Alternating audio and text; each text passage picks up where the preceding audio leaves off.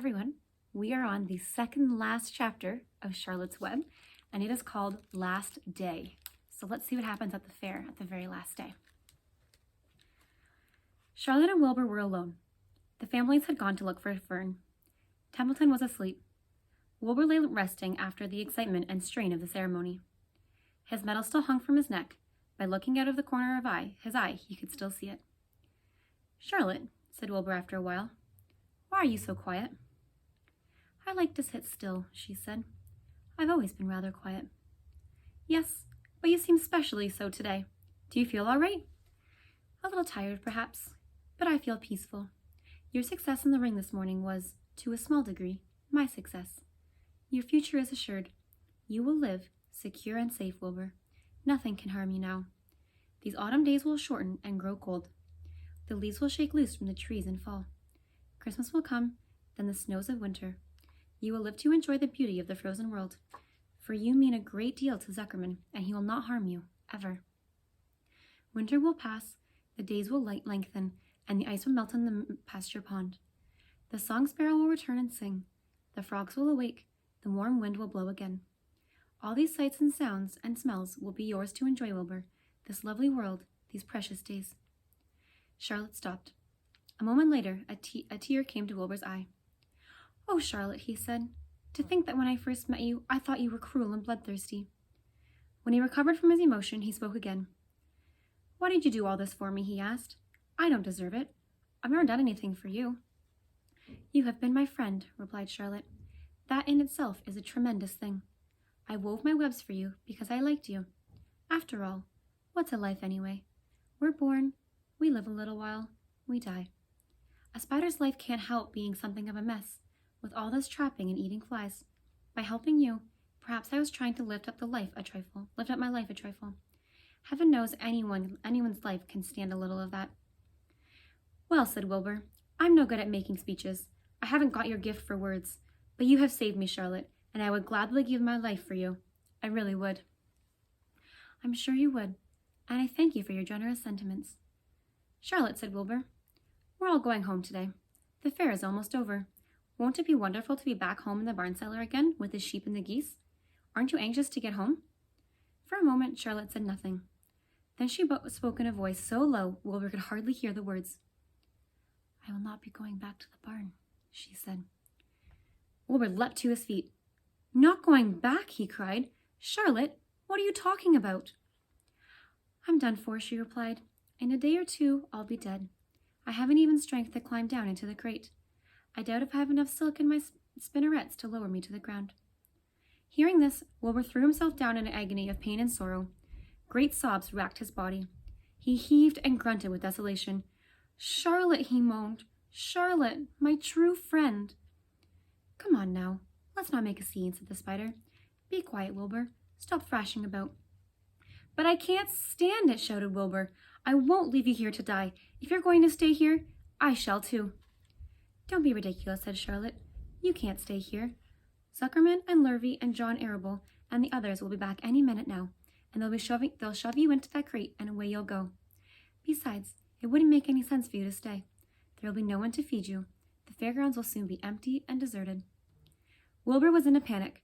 He raced round and round the pen. Suddenly he had an idea. He thought of the egg sack and the 514 little spiders that would hatch in the spring. If Charlotte herself was unable to go home to the barn, at least he must take her children along. Wilbur rushed to the front of his pen. He put his front feet up on the top board and gazed around. In the distance, he saw the Arables and the Zuckermans approaching. He knew he would have to act quickly. "Where is Templeton?" he demanded. "He's in that corner, under the straw, asleep," said Charlotte. Wilbur rushed over, pushed his strong snout under the rat, and tossed him in the air. "Templeton!" screamed Wilbur. "Pay attention!" The rat, surprised out of a sound sleep, looked first dazed, then disgusted. "What kind of monkey shine is this?" he growled. "Can't a rat catch a wink of sleep without being rudely popped into the air?" "Listen to me," cried Wilbur. "Charlotte is very ill. She only has a short time to live. She cannot accompany us home because of her condition. Therefore, it is absolutely necessary that I take her egg sack with me. I can't reach it, and I can't climb. You are the only one that can get it. There's not a second to be lost. The people are coming. They'll be here in no time. Please, please, please, Templeton, climb up and get the egg sack." The rat yawned. He straightened his whiskers. Then he looked up at the egg sack. So, he said in disgust. So it's old Templeton to the rescue again, is it? Templeton, do this. Templeton, do that. Templeton, please run down to the dump and get me a magazine clipping. Templeton, please lend me a piece of string so I can spin a web. Oh, hurry, said Wilbur. Hurry up, Templeton. But the rat was in no hurry. He began imitating Wilbur's voice. So it's hurry up, Templeton, is it? Ho, ho. And what thanks do I ever get for these services, I would like to know.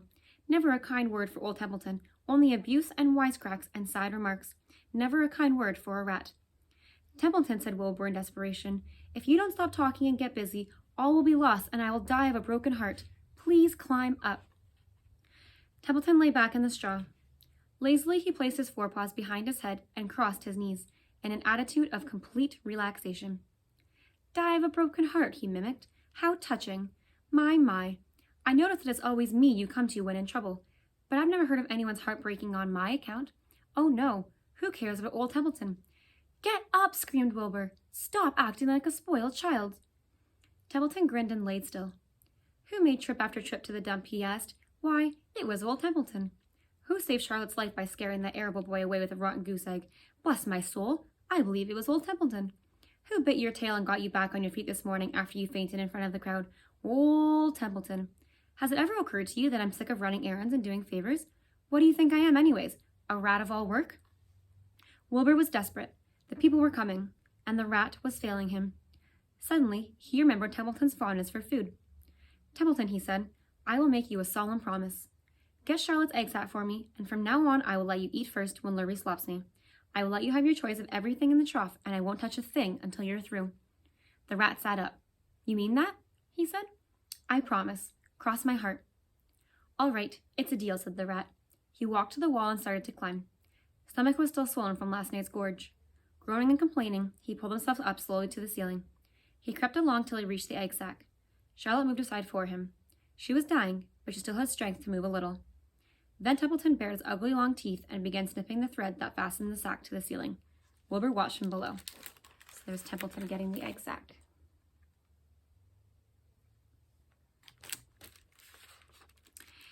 Use extreme care, he said. I don't want a single one of those eggs harmed.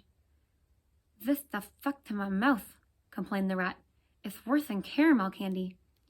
But Templeton worked away at the job and managed to cut the sack adrift and carry it to the ground, where he dropped it in front of Wilbur. Wilbur heaved a great sigh of relief. Thank you, Templeton, he said. I will never forget this as long as I live. Neither will I, said the rat, picking his teeth.